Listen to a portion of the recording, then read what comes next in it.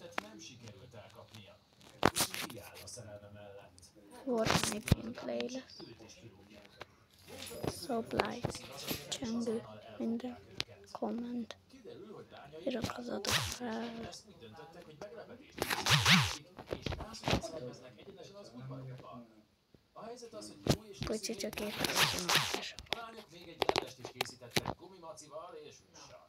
Őseink bevallják, hogy kirúgták őket, de megígérik, hogy hamarosan új, még jobb munkát találnak. Gru elmegy a laboratóriumba, hogy megnézze a minyonjait. Mivel már nem dolgoznak az antigonosz ligában, újra visszatérhetnek a gonosztevő életükhöz. Gru határozottan ellenzi az ötletet.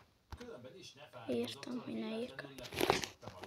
Ekkor az egyik minyonnel egy diagnosztist mutat Grunak, melyen az előző életükből származó fotók láthatók. Úgy tűnik, nagyon jól érezték magukat. A helyes családi élet unalmasnak és érdektelennek bizonyult. A minyonok elhagyják Grut és csatlakoznak Melhez, hogy továbbra is gonosz dolgokat műveljenek.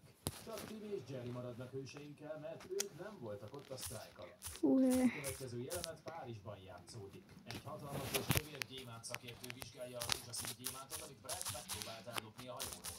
Hirtelen a szakértő elálmosítja a biztonsági őröket és leveszi a maszkját. Ez Brett. A gazember valóban ellopja a gyémántot, és ezúttal senki sem tudja megállítani. Hajnalban Gru bevallja Lucynak, hogy vesztesnek érzi magát. Ugyanakkor egy titokzatos férfi keresi őt, a minyonok azonban nem hajlandóak segíteni neki. Jó, ahogy látjátok, hogy írtam. Lesz majd. Még ma. Brett valóban ellopja a rózsaszín gyémántot. Látja, hogy Agnes eladja a kedvenc Lesz.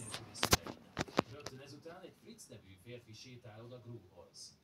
Gru azonnal a levegőbe lövi őt egy rakétával. A kitartó férfi azonban visszatér Gruhoz, és elmondja neki, hogy Gru ikertestvére Drew küldte őt.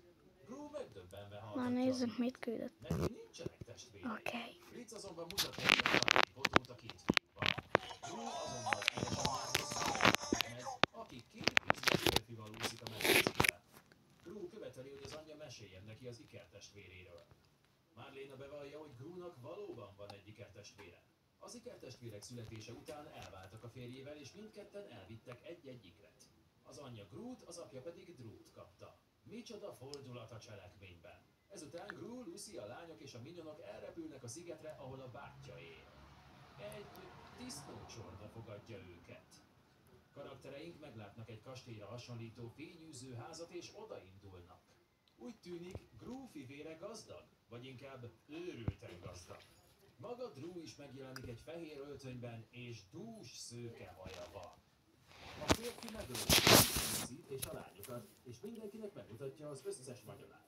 Gru rendkívül féltékeny a sikeresebb testvérére. Lucy elmegy a városba a lányokkal, hogy Gru és Drew elbeszélgethessenek az életről. Brett elmegy a bajtával,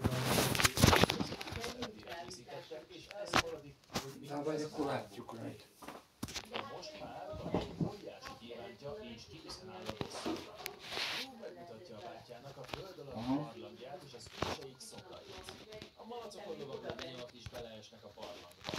A szőke fickó bevallja, hogy a sertéstenyésztés csak a családi vállalkozásuk átszárja. A valóságban az apja a kopasz Terror néven ismert gonosztevő volt.